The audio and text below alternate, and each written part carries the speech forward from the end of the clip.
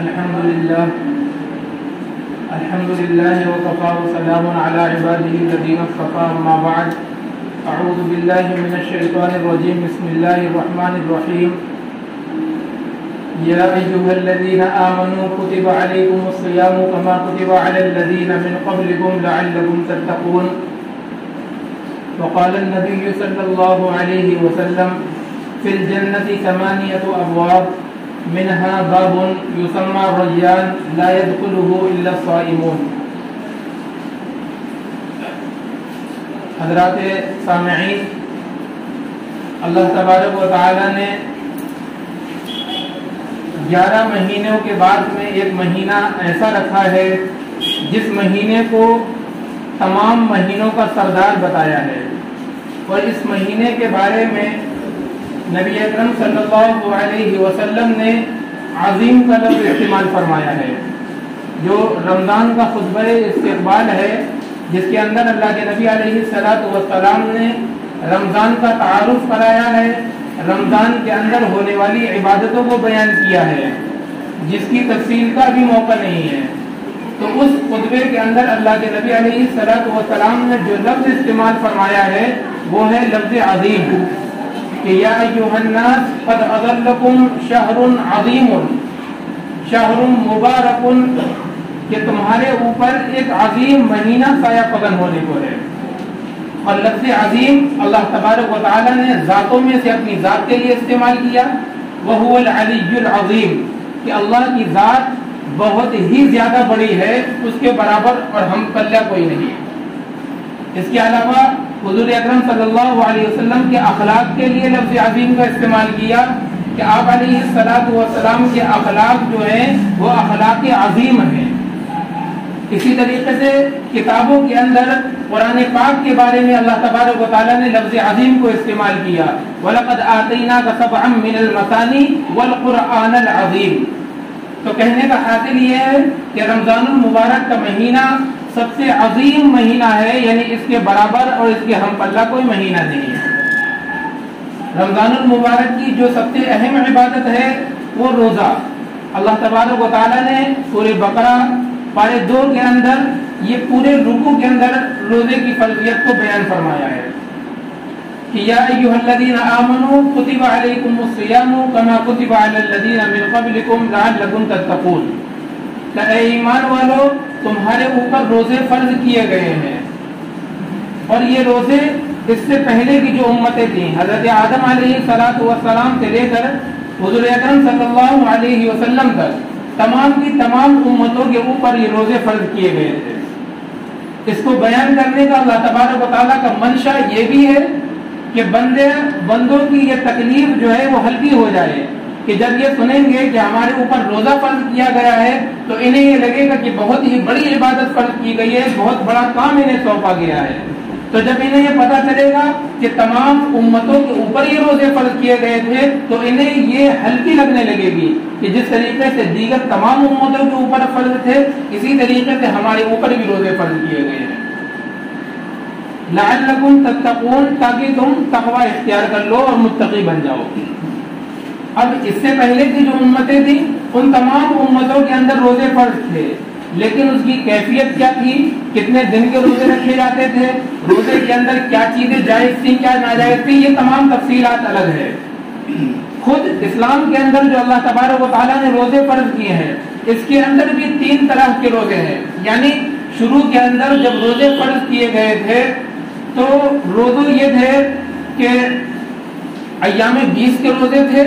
یعنی مہینے کے جو درمیان میں دن ہوتے ہیں 13، 14، 15 چاند کی تاریخ، اور عاشورہ کا روزہ، یہ روزے فرض تھے فقط. اس کے بعد میں جب یہ آیت کریمہ نازل ہوئی تو اللہ تبارک و تعالیٰ نے روزے فرض کیے، اور فرض کرنے کے ساتھ ساتھ میں وعلی الذین یطیقونہ فدیۃ طعام مسکین، کہ کسی کا من نہیں ہو رہا ہے روزہ رکھنے کا، کسی کو برا معلوم ہو رہا ہے روزہ رکھنا یا بھاری معلوم ہو رہا ہے، تو اس کے لیے یہ تھا فدیۃ طعام مسکین، ایک مسکین کو کھانا کھلانا، یہ فدیہ اس کے لیے رکھا گیا تھا. تو یہ دوسرے نمبر پہ روزے تھے. اس کے بعد میں اللہ تبارک و تعالیٰ نے روزے کو جو فرض کیا وہ یہ ہے کہ اب اگر ہر انسان کے اوپر روزہ فرض ہے، اگر کوئی شخص اتنا بیمار ہے یا اتنا بوڑھا ہو گیا ہے کہ اب بیماری سے وہ ٹھیک نہیں ہو سکتا ہے، تو اب اس کو یہ گنجائش ہے کہ روزے کا فدیہ دے، لیکن اس سے پہلے اگر صرف بیمار ہے تو اس کو بھی فدیہ دینا جائز نہیں، بلکہ جب ٹھیک ہو جائے گا تو صحت کے زمانے کے اندر روزے رکھنا اس کے اوپر فرض ہوں گے۔ بالکل ہی بیمار ہو گیا کہ اب بیماری سے ٹھیک ہو جانے کی امید بھی ختم ہو گئی ہے، جسے اصطلاح کے اندر کہتے ہیں شیخ فانی، بالکل ہی زیادہ بوڑھا ہو گیا ہے، تو اس کے لیے یہ حکم ہے کہ وہ فدیہ دے گا۔ اور ایک روزے کا فدیہ وہی ہے جو صدقہ فطر کا فدیہ ہے، یعنی 2.25 کلو گیہوں یا اس کی قیمت، یہ ہے روزے کا فدیہ۔ تو شروع اسلام کے اندر جو روزے تھے وہ یہ تھے کہ افطار کے وقت میں بندہ افطاری کرے گا، اور اس کے بعد میں جب بھی وہ سوگا تو سونے سے پہلے دوبارہ سے سحری کھائے گا، یا جمع کی خواہش ہوگی تو جمع کرے گا، لیکن اگر ایک مرتبہ سو گیا تو سونے کے بعد میں رات میں کسی بھی وقت اٹھے، نہ اسے اب کھانے کی اجازت ہے، نہ اسے اب بیوی کے ساتھ میں ہم بستری کرنے کی اجازت ہے۔ کچھ صحابہ اکرام جو بہت ہی زیادہ مزدوری کیا کرتے تھے، تجارت میں لگے رہتے تھے، وہ افطار کے وقت میں گھر پہ آئے، اور آنے کے وقت میں ایسا ہوا کہ بیوی نے کہا افطاری کا سامان نہیں ہے، میں لے کر کے آتی ہوں۔ چنانچہ ان کی اہلیہ افطاری کا سامان لینے کے لیے گئیں، وہ تھکے ہوئے تھے، انہیں نیند آ گئی اور سو گئے۔ سونے کے بعد میں جب اٹھے ہیں تو اب دوبارہ روزہ رکھنا ہے، کھانے پینے کی اجازت نہیں۔ اسی طریقے سے بعض دیگر حضرات صحابہ ایسے تھے جو سو جاتے تھے، سونے کے بعد میں جب آنکھ کھلتی تھی تو انہیں خواہش ہوتی تھی بیوی سے ہم بستری کرنے کی، تو پھر وہ اللہ تبارک و تعالیٰ کے حبیب کے پاس میں تشریف لے کر کے آئے اور آپ علیہ الصلوۃ والسلام سے اپنی یہ شکایتیں عرض کی۔ تو پھر اس کے بعد میں اللہ تبارک و تعالیٰ نے یہ آیت کریمہ نازل کی، اور روزے کے اندر پھر تخفیف کی گئی کہ احل لکم لیلۃ الصیام الرفث الی نسائکم، اے لوگوں تمہارے لیے روزے کی رات میں تمہاری عورتوں کے ساتھ میں رفث کو حلال کیا گیا ہے۔ رفث یعنی ایک شوہر اپنی بیوی کے ساتھ میں جو بھی باتیں کرے یا جو بھی کام کرے وہ تمام چیزیں اس رفث کے اندر داخل ہیں۔ یعنی اب یہ اللہ تبارک و تعالیٰ نے یہ حکم نازل فرما دیا کہ روزے افطار کے وقت میں پوری رات میں کھانے کی اجازت ہے، صحبت کی اجازت ہے۔ اللہ کے نبی علیہ الصلوۃ والسلام نے اپنی احادیث کے ذریعے سے سحری کی سنیت کو ثابت فرمایا، اور سحری کرنا سنت قرار دیا ہے۔ تو اب ہمارے سامنے یہ روزے کی اصلی شکل نکل کر کے آئی کہ صبح صادق سے لے کر غروب آفتاب تک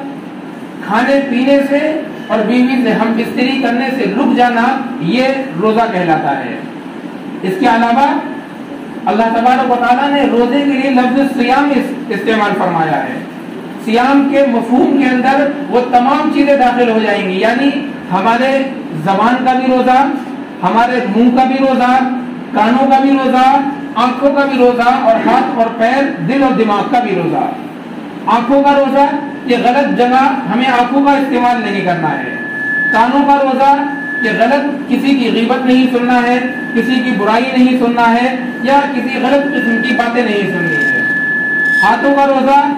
کسی غلط کام کو ہمیں ہاتھوں سے نہیں انجام دینا ہے۔ پیروں کا روزہ کسی غلط جگہ پر ہمیں نہیں جانا ہے، اور دل اور دماغ کا روزہ کوئی غلط کام یا غلط بساطت ہمیں اپنے ذہن و دماغ میں بالقصد نہیں لاتے ہیں۔ تو یہ ہے شرعی روزہ۔ اب اگر کوئی شخص روزہ رکھے اور صرف زبان کا روزہ رکھے، منہ کا روزہ رکھے، اور اس کے ساتھ میں اپنے دیگر اعضاء کا روزہ نہ رکھے، اور اس کے ساتھ میں صرف وہ کھانے اور پینے کو چھوڑے، اس کے علاوہ جو عام دنوں کے اندر اللہ تبارک و تعالیٰ نے چیزیں حرام کر دی ہیں، یعنی غیبت، جھوٹ، چغلی، ان تمام چیزوں کو نہ چھوڑے، تو اللہ کے نبی علیہ الصلوۃ والسلام نے ایک حدیث کے اندر ارشاد فرمایا من صائم لیس من صیامہ الا الظما،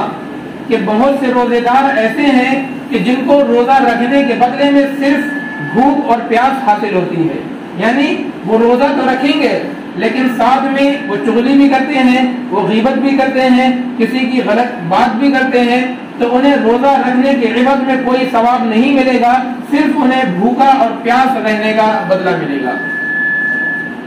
اور اللہ کے نبی علیہ الصلوۃ والسلام نے حدیث کے اندر روزے داروں کی فضیلت کے بارے میں ارشاد فرمایا، جو میں نے خطبے کے اندر حدیث پڑھی ہے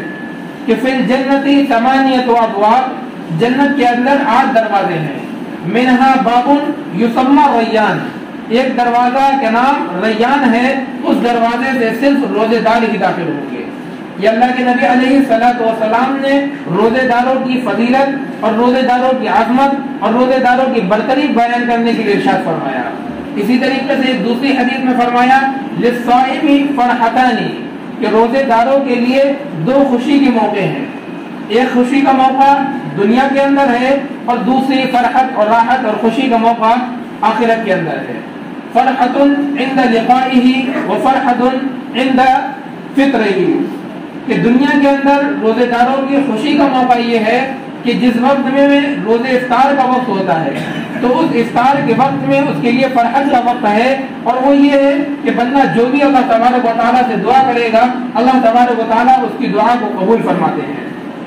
اور آخرت کے اندر وفرحت عند لقائه، آخرت کے اندر جب اللہ تبارک و تعالیٰ سے ملاقات کا وقت ہوگا، اللہ تبارک و تعالیٰ کا دیدار کا وقت ہوگا، اس وقت میں فرحت کا موقع ہے۔ تو ہمارے اوپر اللہ تبارک و تعالیٰ نے روزے فرض کیے۔ روزے کا حاصل یہ ہے کہ ہمیں زبان کے ساتھ میں جو جائز چیزیں ہم نے چھوڑی ہیں، اس کے ساتھ میں جو پہلے سے ناجائز چیزیں ہیں ان چیزوں کو بھی چھوڑنا ہے، اور ان کے ساتھ ساتھ میں اپنی آنکھوں کا، اپنی کانوں کا، اپنے ہاتھوں کا، اپنے پیر کا، ان تمام چیزوں کا بھی روزہ رکھنا ہے، تاکہ ہم اس حدیث پاک کا مصداق نہ ہو جو اللہ کے نبی علیہ الصلوۃ والسلام نے فرمایا کہ اگر کوئی شخص روزہ رکھتا ہے اور روزہ رکھنے کے ساتھ میں اپنی زبان کے غلط استعمال کو ترک نہیں کرتا ہے تو اللہ تبارک و تعالیٰ کو کوئی ضرورت، اللہ تبارک و تعالیٰ کو کوئی حاجت نہیں کہ وہ کھانے اور پینے کو چھوڑ دے۔ تو اللہ تبارک و تعالیٰ ہم سب کو اصطلاح کے مطابق صحیح معنی میں روزہ رکھنے کی توفیق عطا فرمائے، اور